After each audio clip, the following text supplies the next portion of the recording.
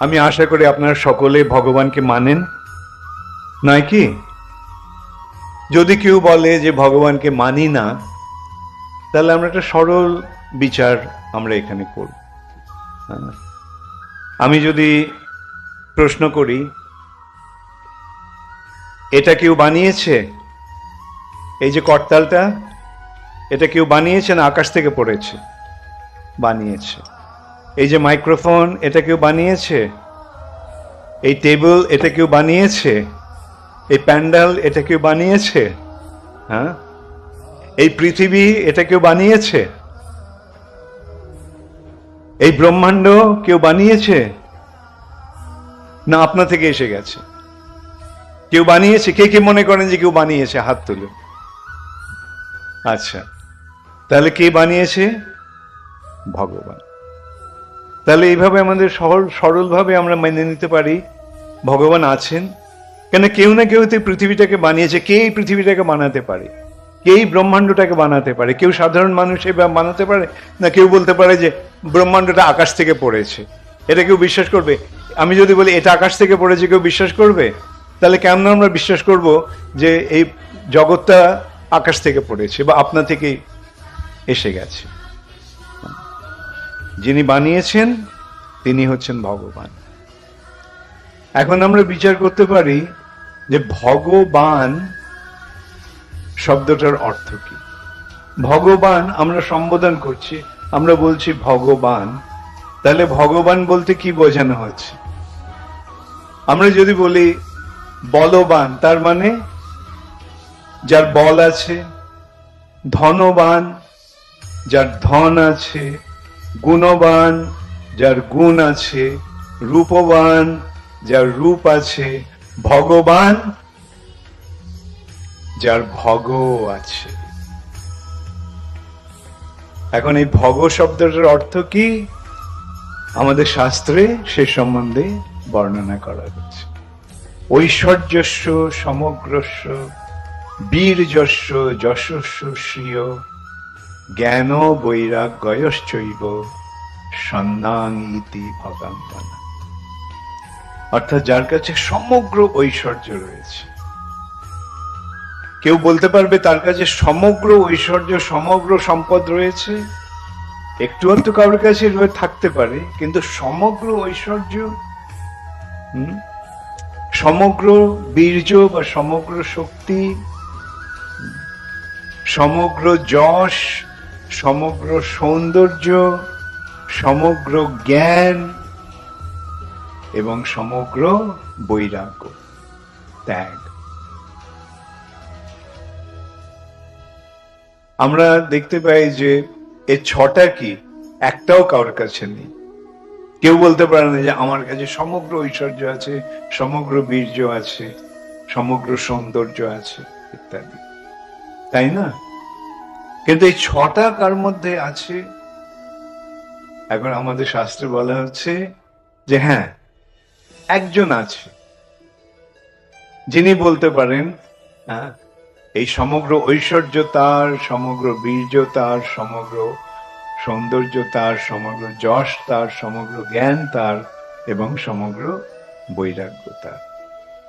তিনি কে? তিনি একম এবং অদ্বিতীয় পরম পুরুষ। তিনি এক এবং অদ্বিতীয়। অদ্বিতীয় শব্দটার অর্থ কি? যার কোনো দ্বিতীয় নেই, অদ্বিতীয়, যার দ্বিতীয় কেউ নেই, অর্থাৎ যার সমান কেউ নেই, যার থেকে বড় কেউ নেই, অসমর্ধ, অসম ঊর্ধ্ব। সেই যে এক এবং অদ্বিতীয় পরম পুরুষ, তিনি হচ্ছেন ভগবান।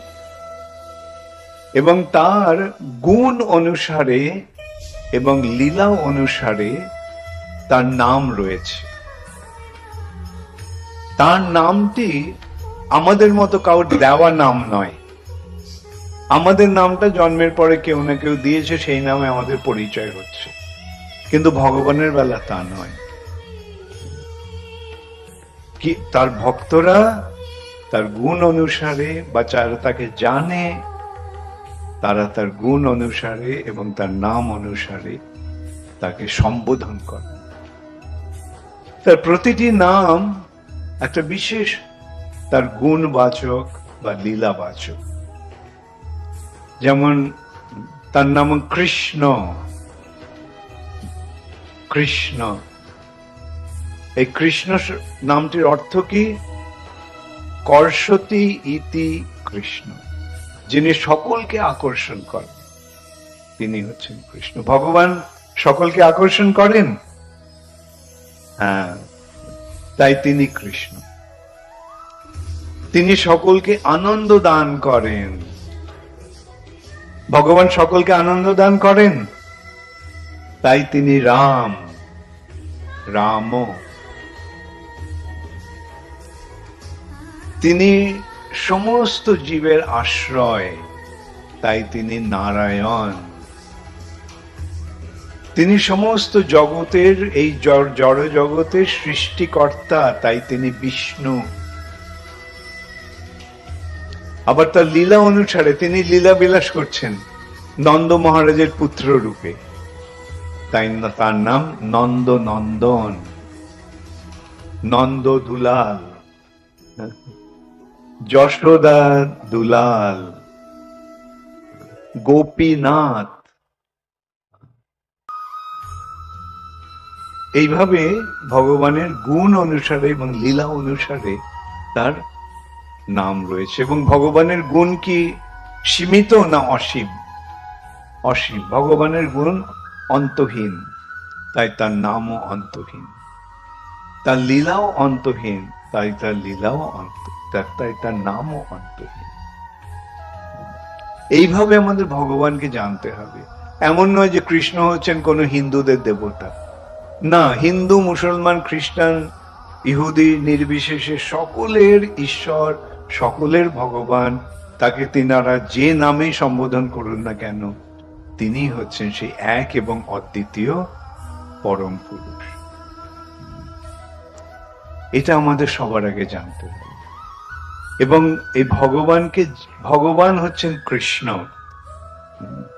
স্বয়ং ভগবান কৃষ্ণ দাপর যুগে এসে তিনি লীলা বিলাস করলেন কৃষ্ণ রূপে, নন্দনন্দন রূপে, ব্রজনাথ রূপে, রাসবিলাসী রূপে। এইটি ভগবানের বৃন্দাবন লীলার বৈশিষ্ট্য। ত্রেতা যুগে তিনি এসেছিলেন শ্রী রামচন্দ্র রূপে, এবং সত্য যুগে তিনি এসেছেন নরসিংহ রূপে, বরাহ রূপে, এবং যুগাবতার সত্য যুগে হচ্ছে হংসাবতার। তিনি এসে যুগ ধর্ম যে ধ্যান, সেই শিক্ষা দিয়েছে। হ্যাঁ, এই সূত্রে 4টে যুগ রয়েছে। সেই 4টে যুগ আপনারা নিশ্চয়ই সকলে জানেন।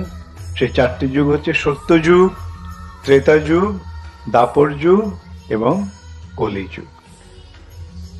সত্য যুগের যুগ ধর্ম হচ্ছে ধ্যান। ধ্যানের মাধ্যমে ভগবানের সঙ্গে সম্পর্ক স্থাপন করা। ত্রেতা যুগের যুগ ধর্ম হচ্ছে যজ্ঞ। দাপর যুগের যুগ ধর্ম হচ্ছে মন্দিরে ভগবানের পূজা অর্চনা, এবং কলিযুগের ধর্ম হচ্ছে সংকীর্তন। এই 4টে যুগের 4টে যুগ ধর্ম। এবং এই সূত্রে আমরা দেখতে পাই যে যতই যুগ এগোচ্ছে, যুগ ধর্মটা তত সহজ হয়ে যাচ্ছে। ধ্যানের পন্থাটা অত্যন্ত কঠিন। ধ্যানের মাধ্যমে হৃদয়ের অন্তঃস্থলে পরমাত্মা রূপী ভগবানকে দর্শন করা অত্যন্ত কঠিন, কিন্তু সত্যযুগের মানুষের পক্ষে সেটা সম্ভব ছিল। ত্রেতা যুগে পন্থাটা আরেকটু সরল হয়ে গেল, যজ্ঞ। তবে যজ্ঞতে কি করতে হয়? যজ্ঞের যে হোতা বা যজ্ঞটা যিনি করেন, তাকে সেই যজ্ঞে সবকিছু অর্পণ করে দিতেন। সেই যজ্ঞ যখন সফল হয় তখন সেই যজ্ঞের মধ্যে ও যজ্ঞাগ্নি থেকে ভগবান প্রকাশিত হন। দাপর যুগে পন্থাটা আরো সরল হয়ে গেল, মন্দিরে ভগবানের পূজা। সেই পূজা আবার কিরকম, সেটাও সরল নয় তেমন। প্রায় বলতে গেলে দিনের মধ্যে 24 ঘন্টাই ভগবানের সেবায় লেগে থাকতে, কয়েক ঘন্টা কেবল ঘুমানোর ব্যবস্থা থাকতে পারে। তাহলে কলিযুগের পক্ষে সেটাও সম্ভব নয় মন্দিরে ভগবানের পূজা করা, এবং সেই পূজা যখন সার্থক হয় তখন ভগবানের সঙ্গে সম্পর্ক স্থাপন হয়।